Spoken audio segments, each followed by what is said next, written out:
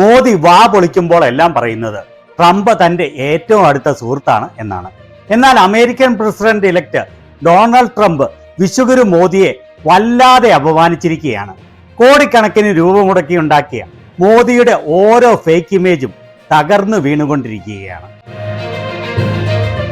ജനുവരി 20-ാം തീയതിയാണ് Donald Trump American പ്രസിഡന്റായി charge എടുക്കുന്നത്.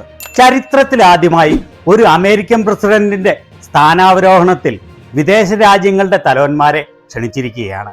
ഏറ്റവും ആദ്യം ക്ഷണിച്ചത് ഇന്ത്യയുടെ ബദ്ധശത്രുവായ ചൈനയുടെ പ്രസിഡന്റ് ഷീ ജിൻപിങ്ങിനെ ആയിരുന്നു. എന്നാൽ അമേരിക്കയുടെ മുന്നിൽ തലകുനിക്കില്ലെന്ന് വ്യക്തമാക്കിക്കൊണ്ട് ഷീ ആ ക്ഷണം നിരസിക്കുകയാണ് ഉണ്ടായത്. പിന്നീട് ലോകത്തിലെ പ്രധാന രാജ്യങ്ങളുടെ എല്ലാ തലവന്മാരുമായി ട്രംപിന്റെ ടീം ഇനാഗുറേഷനിൽ പങ്കെടുക്കാൻ താല്പര്യമുണ്ടോ എന്ന് ചോദിച്ച് ബന്ധപ്പെടുകയുണ്ടായി. ഒരു രാജ്യത്തിന്റെ ഒഴിച്ച് വിശ്വഗുരുവിന്റെ നോൺ ബയോളജിക്കൽ ഇന്ത്യ.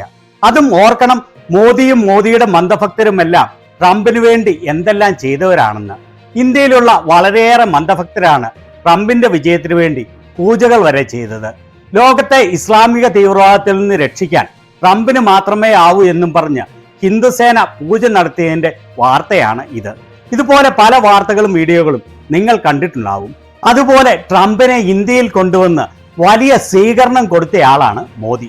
ലോകത്തെ മറ്റൊരു നേതാവും ട്രംപിനെ ഇങ്ങനെ ആദരിച്ചിട്ടില്ല എന്ന് ഓർക്കണം. അങ്ങനെയുള്ള മോദിയോടാണ് ഇങ്ങനെ പെരുമാറുന്നത് എന്ന് വെച്ചാൽ ക്രൂരൻ തന്നെയല്ലേ. ട്രംപിന്റെ വക്താവ് കാരലിൻ ലെവിറ്റ് പറഞ്ഞത് പല ലോക നേതാക്കൾക്കും ട്രംപ് ഇൻവിറ്റേഷൻ അയച്ചിട്ടുണ്ട് എന്നാണ്. എന്നാൽ ആർക്കൊക്കെയാണെന്ന് അവർ വ്യക്തമാക്കിയില്ല. അർജന്റീനയുടെ പ്രസിഡന്റ് ഹാവിയർ മിലായിയെ ട്രംപ് നേരിട്ട് ക്ഷണിച്ചു. ട്രംപ് ഇലക്ഷനിൽ വിജയിച്ചു കഴിഞ്ഞ് അദ്ദേഹത്തിന്റെ മാറലാഗോ വീട്ടിൽ പോയി ആദ്യമേ നേരിട്ട് കണ്ട നേതാവാണ് ഇദ്ദേഹം. ആദ്യം ഇനാഗുറേഷന് വരാൻ ഇദ്ദേഹം മടി പ്രകടിപ്പിച്ചുവെങ്കിലും പിന്നീട് ട്രംപ് നേരിട്ട് സംസാരിച്ചതിന് ശേഷം പങ്കെടുക്കാൻ തീരുമാനിക്കുകയായിരുന്നു. ഹംഗറിയുടെ പ്രസിഡന്റിനെ ക്ഷണിച്ചിരുന്നെങ്കിലും അദ്ദേഹം പങ്കെടുക്കാൻ സാധ്യതയില്ല എന്നാണ് അറിയിച്ചത്. മോദിയുടെ പ്രിയപ്പെട്ട ഇറ്റാലിയൻ പ്രധാനമന്ത്രി ജോർജിയ മെലോണിയെ ട്രംപ് നേരിട്ട് ക്ഷണിച്ചിരുന്നു. എന്നാൽ മെലോണി ഇതുവരെയും ഇതിൽ പങ്കെടുക്കുന്ന കാര്യത്തിൽ തീരുമാനം വെളിപ്പെടുത്തിയിട്ടില്ല. മുൻ ബ്രസീൽ പ്രസിഡന്റ് ജെയർ ബോൾസനാരോയെ ക്ഷണിച്ചിരുന്നെങ്കിലും പാസ്പോർട്ടിന്റെ പ്രശ്നം കാരണം അദ്ദേഹത്തിന് പങ്കെടുക്കാൻ സാധിക്കുമോ എന്ന് ഉറപ്പില്ല. എൽ സാൽവദോർ പ്രസിഡന്റ് നായിബ് ബുക്കേലയെ ക്ഷണിച്ചെങ്കിലും പങ്കെടുക്കുമോ ഇല്ലയോ എന്ന് അദ്ദേഹം ഇതുവരെ വ്യക്തമാക്കിയിട്ടില്ല. ഇതിനിടയ്ക്ക് മോദിക്ക് മറ്റൊരു വലിയ തിരിച്ചടിയായി ചൈനയുടെ പ്രസിഡന്റിനെ പുകഴ്ത്തിക്കൊണ്ട് ട്രംപ് പ്രസംഗിച്ചത്. Because China and the United States can together solve all of the problems of the world, if you think about it. So it's very important. And, he was a friend of mine. I mean, he was here for a long time, right in that spot, except sitting in a very comfortable chair. He wasn't standing like you are. But we spent hours and hours talking. And, he's an amazing guy. Have you spoken to Venezuela? The press hates when I say that, but he's an amazing person. ചൈനയും അമേരിക്കയും കൂടി ചേർന്ന് ലോകത്തിലെ എല്ലാ പ്രശ്നങ്ങളും പരിഹരിക്കാൻ സാധിക്കും. ഞങ്ങൾ മണിക്കൂറുകളോളം സംസാരിച്ചിരുന്നു. അദ്ദേഹം വളരെ അമേസിംഗ് ആയ വ്യക്തിയാണ്. ചുരുക്കി പറഞ്ഞാൽ ചൈനയുടെ പ്രസിഡന്റ് വിശ്വഗുരു ആണെന്ന് ട്രംപ് പറഞ്ഞിരിക്കുകയാണ്. ചൈനയും അമേരിക്കയും കൂടി ചേർന്നാൽ ലോകത്തെ എല്ലാ പ്രശ്നങ്ങളും പരിഹരിക്കാൻ കഴിയും എന്ന് പറയുമ്പോൾ അതാണല്ലോ അർത്ഥം. ഇന്ത്യയുടെ ശത്രുരാജ്യമായ ചൈനയുടെ പ്രസിഡന്റിനെ ഇങ്ങനെ പുകഴ്ത്തുക എന്ന് പറഞ്ഞാൽ മോദിയോടുള്ള വലിയ അനാദരവാണെന്ന് പറയാതെ വയ്യ. അവസാന കൈയായി എങ്ങനെയും ക്ഷണിക്കാൻ നിർബന്ധിക്കുന്നതിന് വേണ്ടി തന്റെ ലേസർ കണ്ണുള്ള വിദേശകാര്യമന്ത്രി ജയശങ്കറെ അമേരിക്കയ്ക്ക് മോദി അയച്ചു. ഡിസംബർ 24 മുതൽ 29 വരെ 5 ദിവസം അദ്ദേഹം അവിടെ തമ്പടിച്ച് ട്രംപിനെ കാണാൻ ശ്രമിച്ചെങ്കിലും അതിന് അനുവാദം നൽകിയില്ല. എന്തൊരു അവഗണനയാണ് എന്ന് ഓർക്കണം. 5 ദിവസം കെട്ടിക്കിടന്നിട്ടും ജയശങ്കർക്ക് ആകെ സാധിച്ചത് വരുന്ന ട്രംപ് അഡ്മിനിസ്ട്രേഷനിൽ നാഷണൽ സെക്യൂരിറ്റി അഡ്മിനിസ്ട്രേറ്ററായി തെരഞ്ഞെടുക്കപ്പെട്ട മൈക്ക് വാൾസിനെ മാത്രം കാണാനാണ്. അതിന്റെ ചിത്രങ്ങളും ജയശങ്കർ പങ്കുവച്ചിരുന്നു.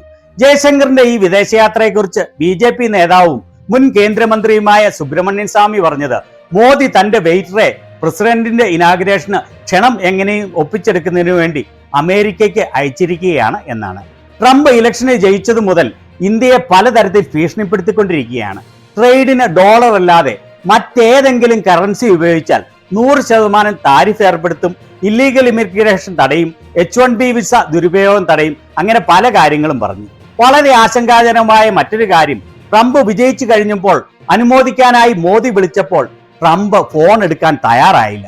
പകരം ഏതോ ഒരു അസോസിയേറ്റിനോട് മാത്രമാണ് മോദിക്ക് സംസാരിക്കാൻ കഴിഞ്ഞത്. എങ്ങനെയും ട്രംപുമായി നേരിട്ട് സംസാരിക്കാൻ സാധിക്കുമോ എന്ന് അന്വേഷിച്ചിട്ടും ട്രംപ് സമ്മതിച്ചില്ല. അതുപോലെ ഈ അടുത്ത ദിവസങ്ങളിൽ സംഭവിച്ച മറ്റൊരു ആശങ്കാജനകമായ കാര്യം വൈറ്റ് ഹൗസ് പ്രധാനമന്ത്രി നരേന്ദ്രമോദിയെ ട്വിറ്ററിൽ അൺഫോളോ ചെയ്തു എന്നുള്ളതാണ്. അങ്ങനെ 10 വർഷത്തെ മോദിയുടെ ഭരണം വിദേശ രാജ്യങ്ങളുമായുള്ള ഇന്ത്യയുടെ ബന്ധത്തിൽ വലിയ വിള്ളൽ ഉണ്ടാക്കിയിരിക്കുകയാണ്.